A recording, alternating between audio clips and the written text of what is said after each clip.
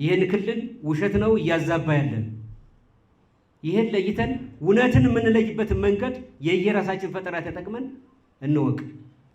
ሁለተኛ እዚህ ያላችሁ የሀገር ሽማግሌዎች፣ እዚህ ያላችሁ ወጣቶች ከሁሉ በላይ አካባቢያችሁን ጠብቁ።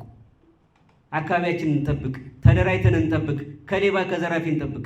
የሀገር ሽማግሌዎች፣ የሃይማኖት አባቶች፣ ወጣቶች ይሄ ጉዳይ በሰላም እንዲፈታ በድርድር እንዲፈታ የራሳችሁን ጥረት አድርጉ። ከዛ በኋላ እኛን ትወቅሳላችሁ። እንደዚህ ብለን ለዋዛ ለይስሙላ የምንናገር ከሆነ እኛን ትወቅሳላችሁ። ሁሉም ነገር ወደ ተግባር ሲገባ ነው እውነትና ውሸቱ የሚለዩ።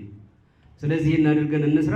በአጠቃላይ ግን የተነሱት ጉዳዮች በተለይ በከተማ አስተዳደሩ ይፈቱ የተባሉ ከመሰረተ ልማት ጋር ከአገልግሎት አሰጣጥ ጋር እና ከልማት ጋር የተያያዙ ጉዳዮች በደንብ ተለግመው ተይዘው ሊፈቱ ይገባል። እኛም እንደ ክልል በምንችለው ከተማ አስተዳደሩን ለማገዝ ዝግጁ ነን ለማለት ነው።